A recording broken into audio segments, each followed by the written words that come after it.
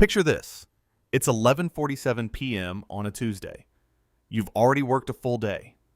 You're exhausted. But you're not sleeping. You're hunched over your laptop, fulfilling Etsy orders, or editing a Reels thumbnail, or refreshing your Shopify dashboard for the 14th time tonight, hoping something changed since you last checked 4 minutes ago. And you tell yourself, this is it. This is how I escape the 9 to 5. This is how I build something real. Here's the thing. I'm not going to tell you that's wrong. That drive, that restlessness, that refusal to just accept the paycheck and go to bed, that's real. That matters. But I am going to tell you something that nobody in the side hustle space wants to say out loud. Most of you, like statistically, the overwhelming majority of you, are working for less than minimum wage right now. Look, the side hustle revolution started with a genuinely good idea. In 2009, in the aftermath of the financial crisis, people realized their single income stream was a single point of failure. If the company decides to eliminate your position, you're done. Game over. Makes sense to build something on the side. Completely reasonable. But somewhere between 2009 and now, build a safety net turned into quit your job and sell digital planners on Etsy. And a whole industry, books, courses, YouTube channels, Instagram accounts, grew up around selling you the dream. The laptop lifestyle, the passive income, the 6 figures. And here's where it gets dark. According to a study published by JPMorgan Chase, the median monthly earnings from gig and platform work across all side hustlers is about $1,257 per month. Now, that sounds okay until you ask the next question. How many hours went into that? The same data shows that most people doing side work put in anywhere from 15 to 25 hours per week on it. So let's do the math together, because this is where it starts to hurt. 20 hours a week, 4 weeks a month. That's 80 hours. Divide $1,257 by 80 hours, and you get $15.71 per hour before expenses. Okay, $15 an hour isn't catastrophic, but that's the median. Half of side hustlers are making less than that.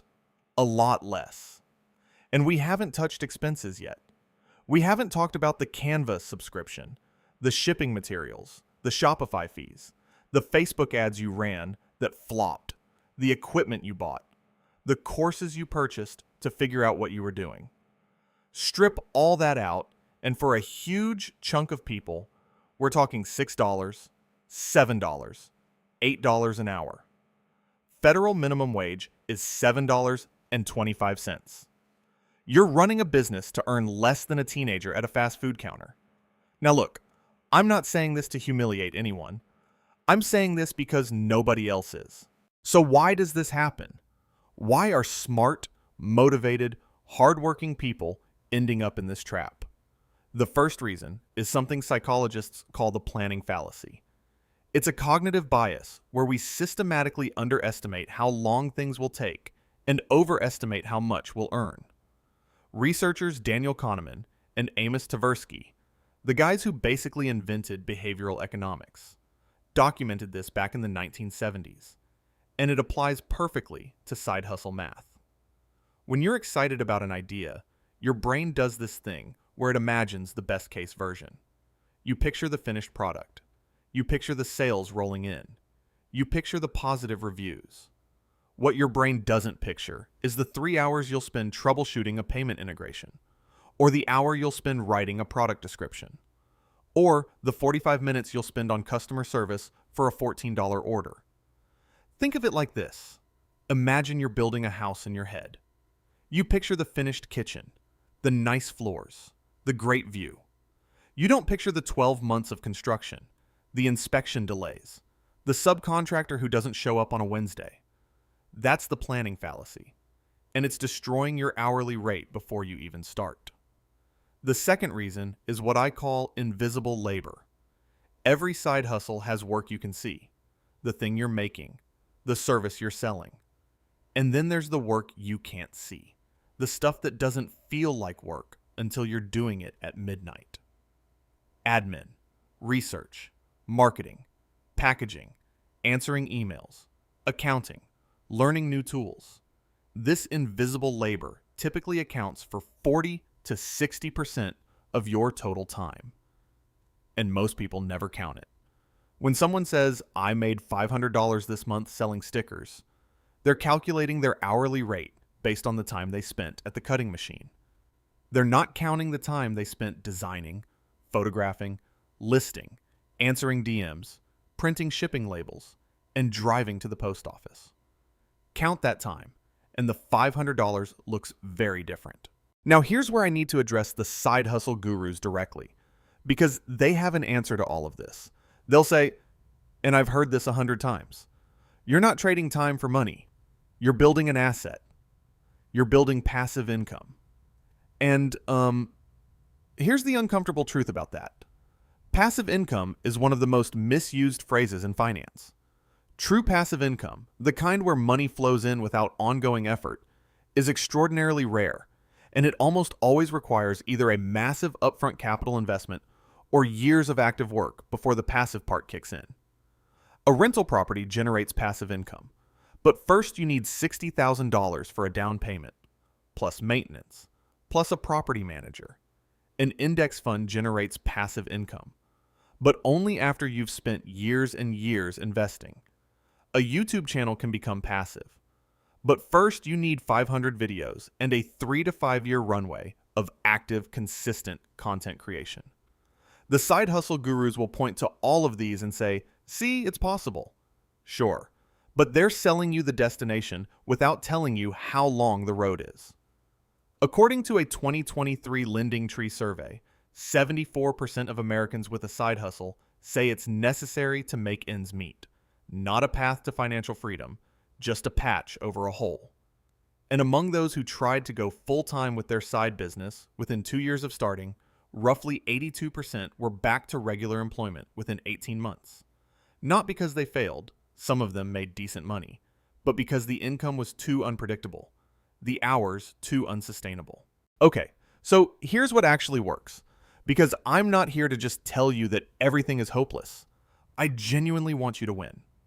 But winning requires a completely different mental model. First, measure your real hourly rate. Every single month, take your side hustle income, subtract every dollar you spent on it, and then divide by every hour you put in, including the invisible labor. Write that number down. If it's below $20 an hour, you either have a scaling problem or a time allocation problem. Knowing which one it is changes everything. Second, stop spreading thin and start going deep. The number one mistake side hustlers make is diversification too early. They're selling on Etsy and running a dropshipping store and doing freelance work and trying to start a podcast. Every one of those is a part-time job.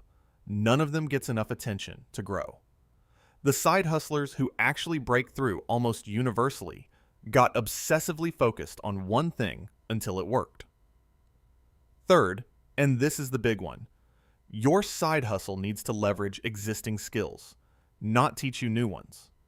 This is where I see people blow thousands of hours and thousands of dollars. They see someone making money with Amazon FBA, and they think, I should learn Amazon FBA.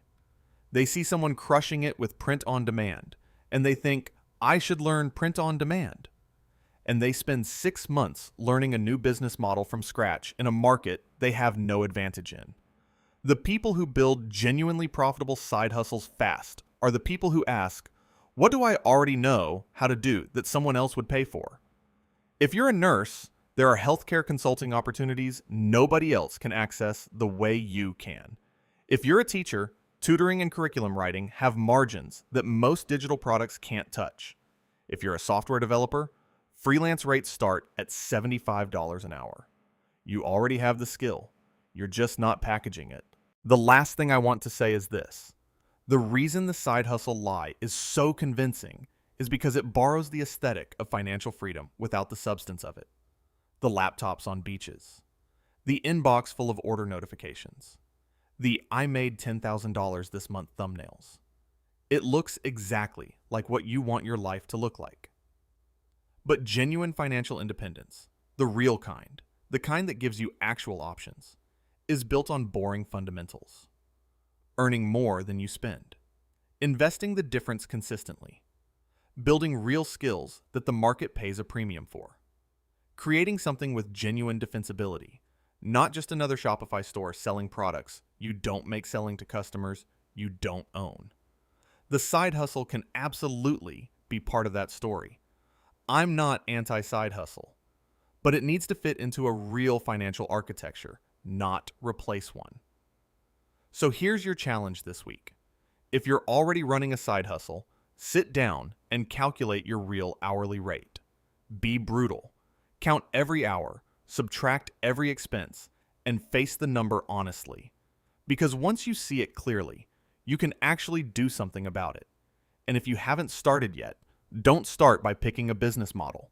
Start by inventorying your existing skills and asking which one of them has the highest market value per hour. Start there. Build there. The side hustle isn't a lie, but the version they've been selling you, that one is. Subscribe for more videos that do the math nobody else wants to do.